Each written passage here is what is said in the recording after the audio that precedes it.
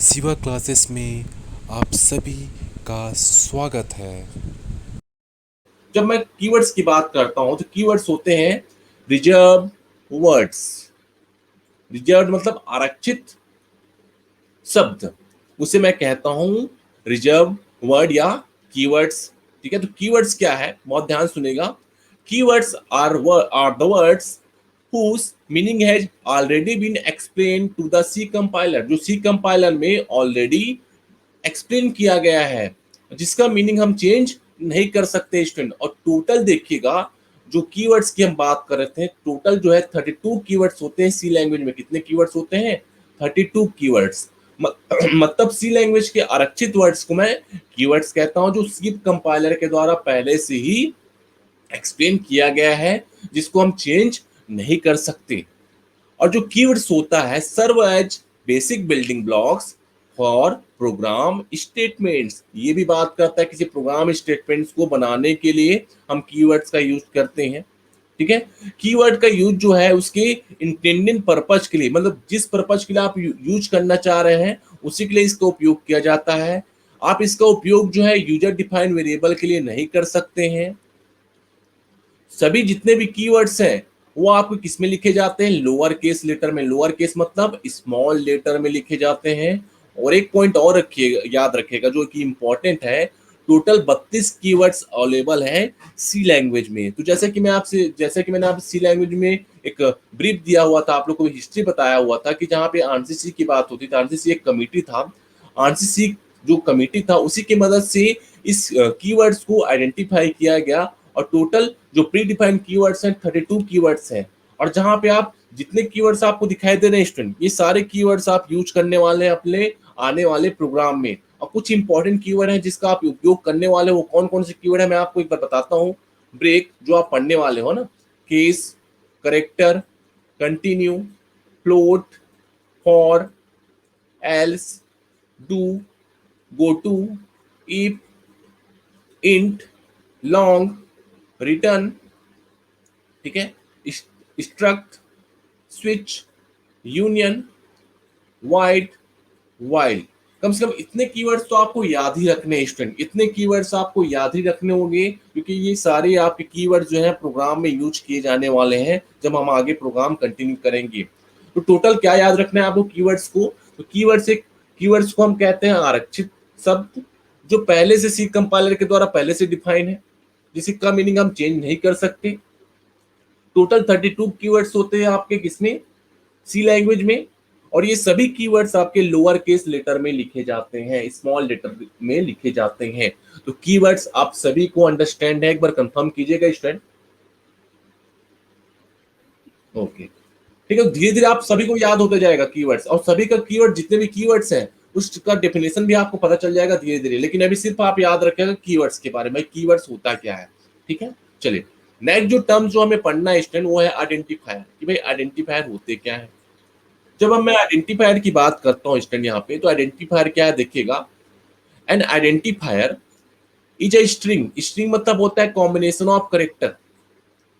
String मतलब क्या होता है स्टूडेंट? Combination of character. जैसे आपका नाम है, जैसे आपका कोई नाम है, वो क्या है? कॉम्बिनेशन ऑफ करेक्टर, करेक्टर के कॉम्बिनेशन से तैयार हुआ है। सपोज जिसे किसी का नाम है, सपोज हम मानते हैं, है ना, सपोज किसी का नाम हम देखते हैं जैसे शिवानी। ठीक है, जैसे किसी का नाम है शिवानी, तो शिवानी को मैं डबल कोट के अंदर रिप्रेजेंट किया है। और ये जो जो हमने शिवानी जनरेट किया है, शिवानी जो जनरेट हुआ है, मतलब कॉम्बिनेशन ऑफ अल्फाबेट्स क्रिएट हुआ है, एक वर्ड से तो बना नहीं है। तो जो आइडेंटिफायर की बात होती है, N identifier is a string of alpha numeric. Alpha numeric मतलब आप समझते हो स्टूडेंट, जहां पे अल्फाबेट्स और न्यूमेरिक वैल्यू दोनों हो। String of alphanumeric characters that begins with an alphabetic character or an underscore character that are used to represent various programming elements such as variables, function, array, structure, union and so on। अभी जितने words मैंने कहा, आप इस सारे words आगे use होने वाले हैं आपके प्रोग्राम में स्टूडेंट। ठीक है, धीरे धीरे आओ, आप सिलेबस उठा के देख लीजिएगा, ये सारे वर्ड्स आपको दिख जाएंगे। तो क्या होता है आइडेंटिफायर कि आप जितने भी जो प्रोग्रामिंग एलिमेंट्स है, जैसे वेरिएबल्स हो गया, फंक्शंस हो गया, एरे हो गया, स्ट्रक्चर हो गया या यूनियन हो गया, जो आप अपने प्रोग्रामिंग करने में यूज लाते हैं, वही कहलाता है आपका आइडेंटिफायर्स। मतलब आप जब वेरिएबल क्रिएट करते हो या फंक्शन बनाते हो या एरे बनाते हो या स्ट्रक्चर बनाते हो या यूनियन बनाते हो, तो सारा क्या कहलाता है? सबसे पहले आइडेंटिफायर्स कहलाते हैं। और जब भी हम आइडेंटिफायर्स की बात करते हैं तो there are 53 character to represent identifiers. और यह आइडेंटिफायर जो होते हैं एक प्रकार का यूजर डिफाइंड वर्ड होता है, मतलब जो यूजर डिफाइन करे, जो यूजर डिफाइन करे वो आपका कहलाता है आइडेंटिफायर्स। जैसे कि यहाँ पे बोला गया है कि देयर आर 52 अल्फाबेटिक करेक्टर्स, जहाँ पे लोअर केस और अपर केस आप दोनों को यूज करते हो।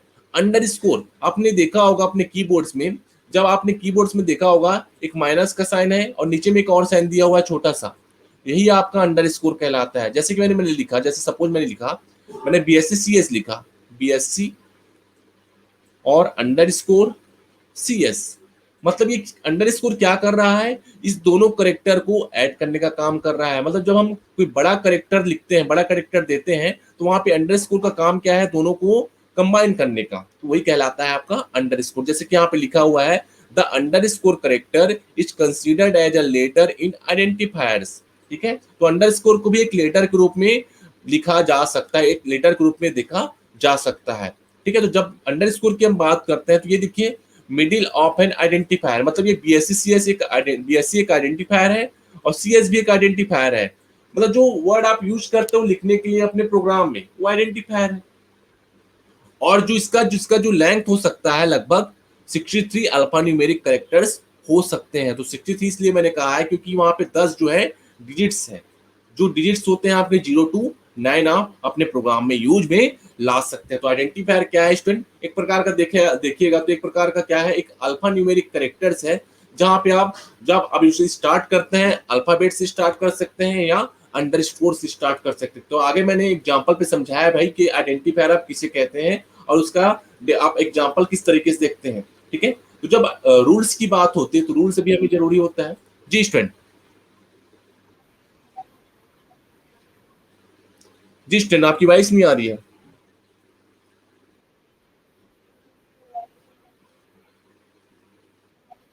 जी जी बताइए।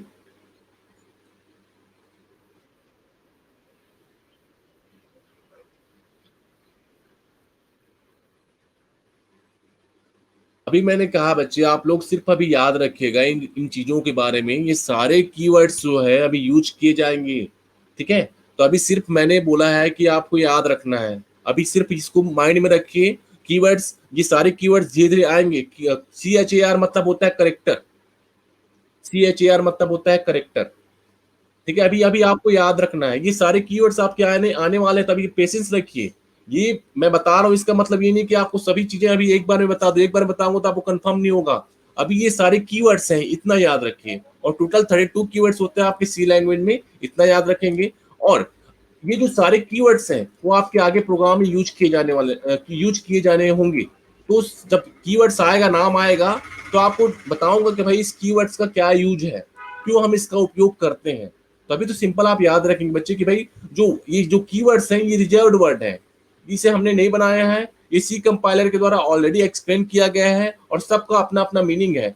और जैसे जैसे हम क्लास आगे बढ़ते जाएंगे मैं सारे कीवर्ड्स की आपको मीनिंग बताता जाऊंगा और कीवर्ड्स आपके आते जाएंगे स्टूडेंट। तभी थोड़ा पेशेंस रखिएगा, बस आप नाम याद रखिए, ये सारे आपके कीवर्ड्स हैं।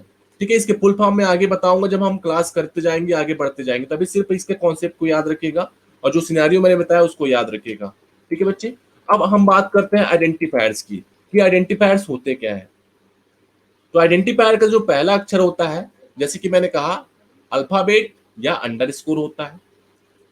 डिजिट से शुरू नहीं होना चाहिए भाई, स्टार्ट जो है डिजिट मतलब 0 to 9, 0 to 9 आप नहीं ले सकते, 0 to 9 से स्टार्ट नहीं होता है। यहाँ पे अपर केस और लोअर केस दोनों दोनों अल्फाबेट्स का मतलब अलग अलग होता है।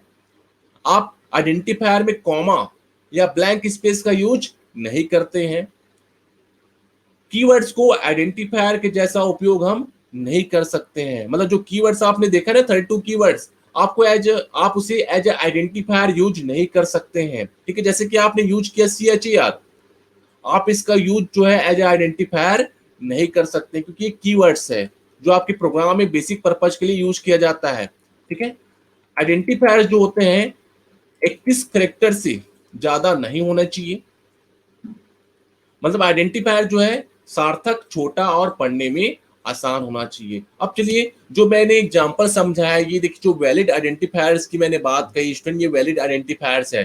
टोटल, सम, एवरेज। तो आइडेंटिफायर आपका कहाँ से स्टार्ट होता है? अल्फाबेट से स्टार्ट हो सकता है या तो अंडरस्कोर से। ये देखिए अंडरस्कोर है, ठीक है, या तो अंडरस्कोर से स्टार्ट हो सकता है या आपके अल्फाबेट से स्टार्ट हो सकता है। अल्फाबेट के बाद आप कुछ भी लिख सकते हैं, कोई दिक्कत नहीं है। उसी प्रकार अंडरस्कोर के बाद आप कुछ भी लिख सकते हैं, कोई दिक्कत नहीं है, ठीक है। लेकिन जो आपकी इनवैलिड की मैं बात करता हूं कि भाई इनवैलिड क्या होता है, आप उसे नंबर से स्टार्ट नहीं कर सकते, आप उसमें रिजर्व वर्ड है, करेक्टर, जो करेक्टर आपका रिजर्व वर्ड है वो आप इसका यूज नहीं कर सकते। मतलब टोटल 32 रिजर्व वर्ड होते हैं, उसका आप उपयोग एज आइडेंटिफायर नहीं कर सकते।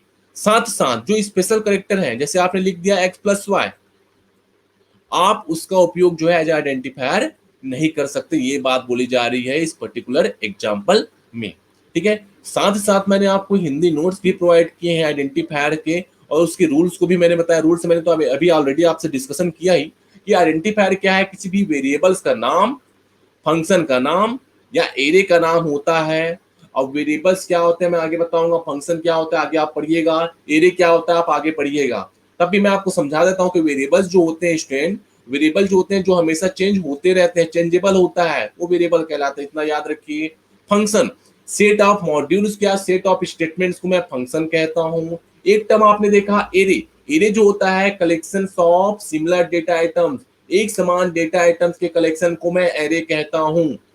तो आइडेंटिफायर क्या है, आइडेंटिफायर को समझने या लिखने के लिए उसे उसको क्या करना होता है, उसके रूल्स को हमें ध्यान में रखना बहुत जरूरी है। और जो रूल्स है इस प्रकार है, और जो रूल्स मैंने प्रीवियसली स्लाइड में डिस्कस किया, ये रूल्स इस प्रकार है, ठीक है। अभी ये क्लियर हुआ आइडेंटिफायर? आप सभी को एक बार कंफर्म कीजिएगा स्टूडेंट। कोई डाउट तो तुरंत पूछिए, कोई डाउट है? मैं क्योंकि पॉज मोड में आता हूं, पॉज मोड में आने के बाद मैं आपसे डाउट क्लियर करना चाहता हूं। कोई डाउट होगा तुरंत पूछिए जी। किसी भी बच्ची को डाउट है तो पूछ सकते हैं। क्लियर है स्टूडेंट आइडेंटिफायर? एक बार कंफर्म कीजिएगा। ओके, ठीक है। अब मैंने यहाँ पे एक छोटा सा एक डिफरेंस बताया हुआ है कीवर्ड और आइडेंटिफायर के मध्य। ये डिफरेंस आप देखिएगा, ध्यान दीजिएगा कि भाई क्या डिफरेंस होता है कीवर्ड और आइडेंटिफायर में, ठीक है। तो आप लोग थोड़ा पेशेंस रखिएगा, जितने कीवर्ड्स हैं वो सारे उपयोग में लाए जाएंगे आगे आगे जब हम प्रोग्राम किए जाएंगे, तब तक थोड़ा पेशेंस रखिए। बस कीवर्ड होता क्या है, क्या इसका पर्पज है, कितने नंबर्स ऑफ कीवर्ड्स हैं, ये याद रखिए। टोकन्स क्या क्या है उसको याद रखिए, ठीक है। फिर अभी मैंने बताया आइडेंटिफायर्स कौन हो सकते हैं, जैसे आपके वेरिएबल्स के नाम, फंक्शन के नाम या एरे के नाम, जिसके मदद से आप क्या करते हो, किसी फंक्शन या वेरिएबल या एरे को आइडेंटिफाई करते हैं, उसे मैं आइडेंटिफायर कहता हूँ। आइडेंटिफायर मतलब नाम से समझ होता है, जो चीजों को आइडेंटिफाई करे वो आइडेंटिफायर कहलाएगा, ठीक है। बस इतना याद रखिए, क्योंकि ये जो कॉन्सेप्ट है आप C++ में पढ़ने वाले हो। जितने सारे कॉन्सेप्ट मैं आपको बता रहा हूँ, ये सारे कॉन्सेप्ट आप C++ में पढ़ने वाले हो, और सारे कॉन्सेप्ट के जो रूल्स है रेगुलेशन है सेम होने वाले हैं। अब चलिए मैं एक डिफरेंस आपको बताता हूँ भैया कि भाई कीवर्ड्स और आइडेंटिफायर्स होते क्या है, कि मैंने ऑलरेडी डिस्कस की भाई कीवर्ड और आइडेंटिफायर होता है क्या। एक डिफरेंस देख लेते हैं। ये प्री डिफाइंड वर्ड है, मतलब पहले से प्री डिफाइंड है, ये यूजर डिफाइन करता है। Must be written in lower case only, ये सिर्फ लोअर केस लेटर में लिखे जाते हैं, स्मॉल लेटर में ये दोनों लेटर में लिखे जाते हैं। इसकी मीनिंग जो होती है फिक्स होती है, लेकिन इसका जो मीनिंग है must be meaningful in the program. हम किस प्रकार से प्रोग्राम बना रहे हैं उस हिसाब से इसका मीनिंगफुल होता है, मतलब शब्दार्थ निकलता है। ये जो ऑलरेडी है एक्सप्लेन किया गया है सी कंपाइलर के द्वारा, मतलब जो हम प्रोग्राम करेंगे, जो टर्बो C++ जो एडिटर सॉफ्टवेयर है उसके बाद जो प्रोग्राम हम करेंगे वो पहले से ऑलरेडी एक्सप्लेन है, ठीक है। हमने नहीं बनाया इसे, पहले से ये एक्सप्लेन किया जा चुका है टर्बो सी के कंपाइलर के द्वारा। ये कंपाइलर के द्वारा एक्सप्लेन नहीं, क्योंकि ये तो यूजर डिफाइंड है। ये सिर्फ अल्फाबेटिक करेक्टर का कॉम्बिनेशन है, और ये दोनों का कॉम्बिनेशन होता है अल्फा न्यूमेरिक, मतलब अल्फाबेट्स प्लस न्यूमेरिक वैल्यू का। Used only for its intended purpose, ये किसी बेसिक एक स्पेशल पर्पज के लिए यूज किया जा रहा है। यूज फॉर रिक्वायर्ड पर्पज, मतलब क्या आवश्यक चीजें हैं जिसकी मदद से आप इसे क्या करने वाले हैं, सॉल्व करने वाले हैं, तो उसके लिए हम आइडेंटिफायर यूज करते हैं। अंडरस्कोर करेक्टर का आप यूज नहीं करते हो किसमें, कीवर्ड्स में, लेकिन जब आप बात करते हैं आइडेंटिफायर्स में तो आपको जब हम अंडरस्कोर का यूज करते हैं तो एज ए कंसीडर किया जाता है लेटर के फॉर्म में। किस फॉर्म में, लेटर के फॉर्म में। तो ये तो एक बेसिक डेफिनेशन था आपका कीवर्ड्स और आइडेंटिफायर का, जो कि बहुत ही इंपॉर्टेंट है आपके एग्जाम पॉइंट ऑफ व्यू के लिए और आपके बेसिक नॉलेज के लिए। तो आज हमने बात कहा, आगे की वीडियो लेक्चर के लिए जुड़े रहिए सिवा क्लासेस से। आप सभी का धन्यवाद।